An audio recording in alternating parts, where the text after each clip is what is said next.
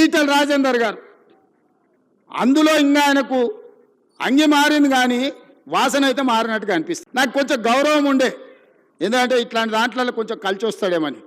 ముందు రోజు హరీష్ కేటీఆర్ మాట్లాడితే తెల్లారి అదే జిరాక్ తీసుకొచ్చి రాజేందర్ అన్న చదువుతున్నాడు. కనీసం భాషనైనా మార్చుకో రాజేందర్ అన్న, నువ్వు అందులో ఉండొచ్చినావు అని ఇంత బానిసత్వం వాళ్ళకు చూపించాల్సిన అవసరం లేదు. ఎందుకంటే నువ్వు కష్టాలలో ఉన్నప్పుడు వాళ్ళు నిన్ను మెడలాటి దొబ్బినప్పుడు తెలంగాణ సమాజం నీ పక్కన నించున్నది. వాళ్ళ పక్కన నించోకు, దొంగల పక్కన, తెలంగాణ ప్రజల పక్కన నించో. ఇవాళ నేను ఢిల్లీకి పోతున్నారా, రేపు మోడీ దగ్గరకు పోదాం. సబర్మతి రివర్ ఫ్రంట్లో 64,000 కుటుంబాలను బయటకు పంపించిండు ఆయన. 40 లక్షల కోట్ల రూపాయల బడ్జెట్ ఉందో, 25,000 కోట్ల రూపాయలు మూసీ రివర్ డెవలప్మెంట్ ఫ్రంట్కి అడుగుదాం మోడీ గారిని. ఎందుకు ఏడు మోడీ గారు మనకు? మనం పన్ను కడతలేమా? సికింద్రాబాద్ నువ్వే గెలుస్తువి, చేవెళ్ళ నువ్వే గెలుస్తువి, మల్కాజ్గిరి నువ్వే గెలుస్తువి, మెదక్ నువ్వే గెలుస్తువి, అన్నీ మీరే గెలుస్తారు. మరి మీకు బాధ్యత లేదో 10,000, 20,000, 25,000 కోట్లు మోడీ దగ్గర ఇప్పించడానికే